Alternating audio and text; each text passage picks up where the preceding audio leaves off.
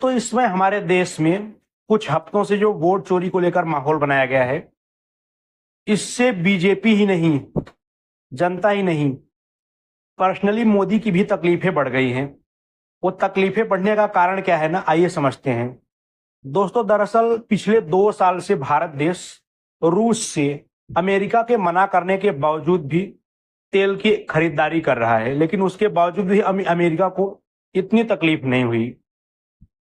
S-400 युद्ध करने वाला यंत्र भारत देश ने रूस से उसको भी खरीदा, उसके लिए भी अमेरिका मना कर रहा था, लेकिन फिर भी अमेरिका को इतनी तकलीफ नहीं हुई। लेकिन उसके बाद जब भारत ने ऑपरेशन सिंदूर किया, अपनी ताकत को दिखाया, मात्र 21 मिनट में ही युद्ध का माहौल बदल दिया।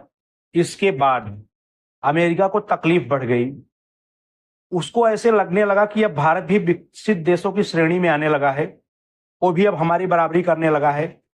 भारत की अब इतनी औकात हो गई है कि अब वो अमेरिका को आंख दिखा सकता है। इसके बाद ट्रंप की जो नौटंकी है वो शुरू हुई, और सेम उसी के साथ साथ हमारे भारत देश के अंदर जो हमारे भारत देश के विरोधी गद्दार बैठे हैं, उन्होंने भी एक ऐसा माहौल बनाया और देश को अंदर से भी तोड़ने के लिए एक अच्छा खासा प्रहार किया, झूठ फैलाने का और वोट चोरी करने का। लेकिन ये पहला मामला नहीं है। बार बार ऐसा होता है कि जब हमारे देश से बाहरी जो ताकतें हैं, जो हमारे भारत देश को अपने हिसाब से मैनेज करना चाहती हैं, या उनके सपने में ऐसा नहीं है कि भारत जो है हमसे ऊपर जाए, वे हमेशा ये सोच रखते हैं कि इंडिया हमसे नीचे रहेगा। तो जब बाहरी ताकतें इंडिया के ऊपर कुछ छोटे मोटे या बड़े हमले करती हैं, ठीक उसी टाइम हमारे देश के अंदर जो देश विरोधी ताकतें हैं, भारत का विपक्ष है, वो भी हरकत में आ जाता है। ये सब कुछ मिला जुला नहीं लगता। और ऐसा पता है आप लोग ये लोग क्यों कर रहे हैं? ऐसा ही माहौल खड़ा करके बांग्लादेश जैसा अराजकता का माहौल बनाएंगे। बांग्लादेश, पाकिस्तान, ऐसे ही तो धीरे धीरे इन्होंने माहौल बनाकर अपने देश में आगजनी फैलाई है।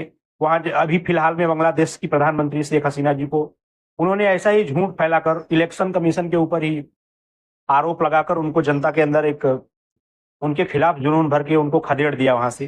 तो ये अराजकता फैलाने का जो माहौल है ना, ये ऐसे ही होता है। और जो भारत के अंदर देश विरोधी ताकतें, भारत का विपक्ष जो है काम कर रहा है ना, इनसे भारत की बाहरी ताकतें जो भारत को तोड़ने में लगी हुई है ना, ये भी मिली हुई है। लेकिन जो भारत के अंदर का विपक्ष है, उसको इन सब की चिंता ही नहीं है। बस भारत के विपक्ष को किसी भी तरह, किसी भी निचली हरकत तक गिरकर नाली में उसको मुंह रगड़ना पड़ेगा, तो वो लोग रगड़ ही रहे हैं, देख रहे हैं आप।